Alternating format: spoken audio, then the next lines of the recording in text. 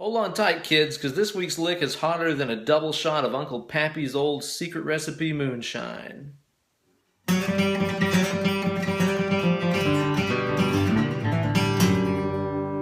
America!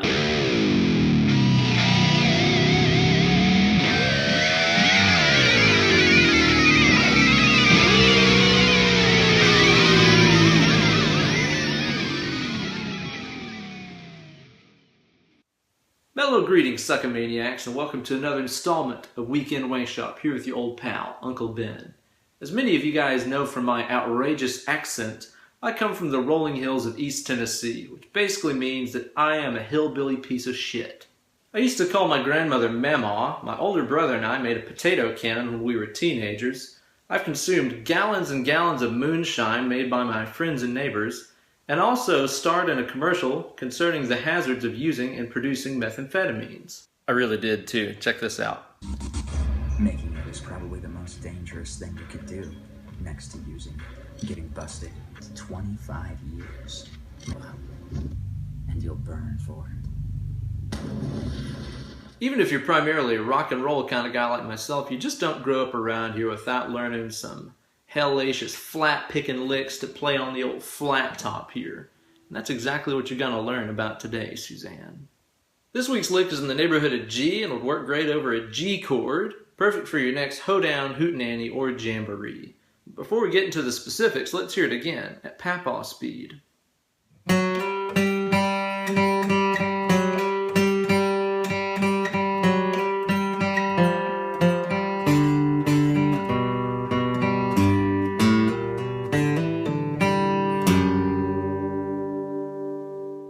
As always, you can find a full tab for this week's lick on my Instagram page, at Ben Eller Guitars.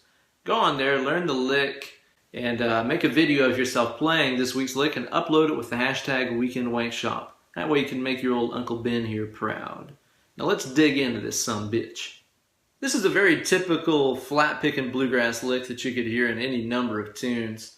Usually not my area of expertise, but I blame this all on hanging out with my fellow Tennessean and shredneck Andy Wood. There's also a really similar lick to this in the song Rhode Island Shred by Guthrie Govan, so check that one out if you want to hear something really similar in action in a non-bluegrass kind of context. Now, because this here lick is based around G, we're going to start off with what old Uncle Papaw used to call little wind-up action centered around G, specifically our G string open. Now, if your guitar is in tune and you play fret number 5 on your D string, it should sound totally identical to your open G. Little unison action there. This is something a lot of the bluegrass guys like to utilize and throw around a lot. Now, how we're going to do this little wind up is I'm going to start off a note below the one that I'm looking for. So in other words, I'm going to start off on fret number 4 of my D string, this F sharp note. What I'm going to do is I'm going to pick that note and slide into fret 5. And then I'm going to pick that note again. So start on 4, slid into 5, picked it again. Next I'm going to go to my open G string, which I'll hit open. And then 3 more times just to kind of keep time going. So I did the slide, I picked it, the G, 3 more Gs, then just do the whole lick again. Okay, so all that we have so far is... The next part of the lick is going to walk down at G7. That's the notes G, B, D, and F. We're going to use those notes right there and kind of walk down and constantly compare them to our pedal tone here. Again, our open G. This starts off just like the wind-up did, starting off on the 4th fret on the D string and quickly sliding up into fret number 5. Pick it, then pick that open G. Next, go down to the next note of the chord, the F note. And again, that was the same deal. I hit that note 2 times, pick the open G. Next, go to the D note, fret number 5 on your A string.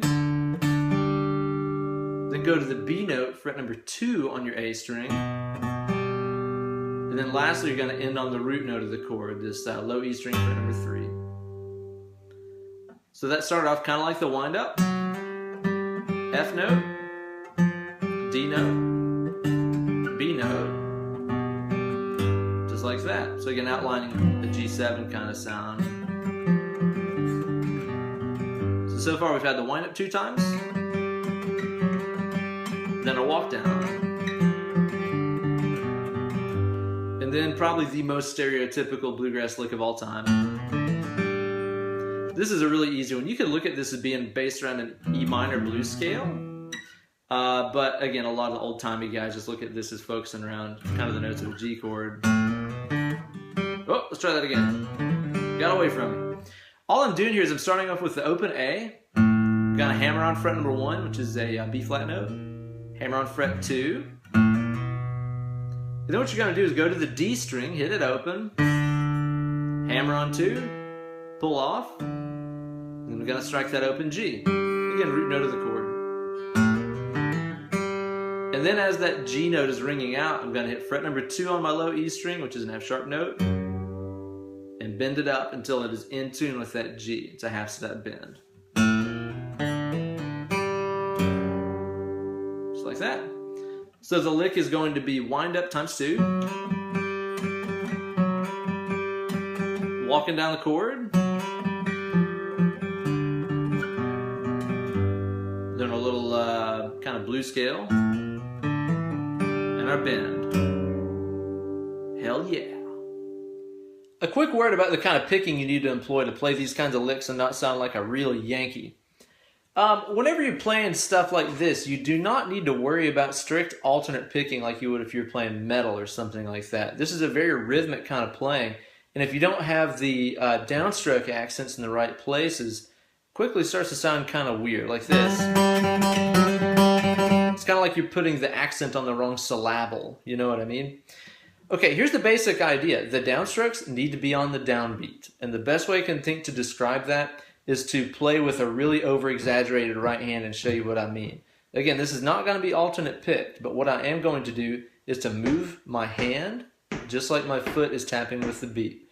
So if my foot is on the floor, I'm doing a downstroke. If my foot is above the floor, I'm doing an upstroke. Again, I'll use a big, messy picking stroke here to show you what I mean.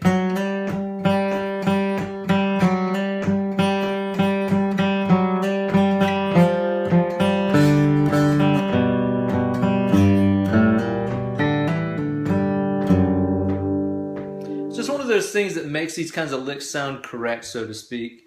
Downstroke on the downbeats. That's the best way I can think to describe that. It doesn't always end up being very logical, but it always ends up being very rhythmic, because since you're always staying in motion with these kinds of licks,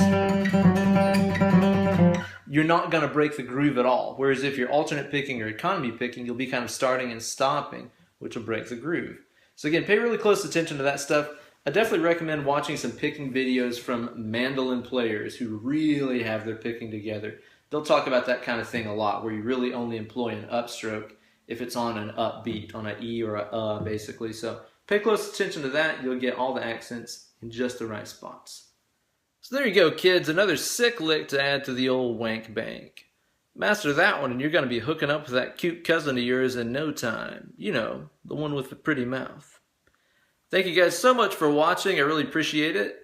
Please subscribe to the channel and like the video. Also be sure to follow me on Instagram and Twitter at Ben Eller Guitars. Follow my hijinks and all that stuff.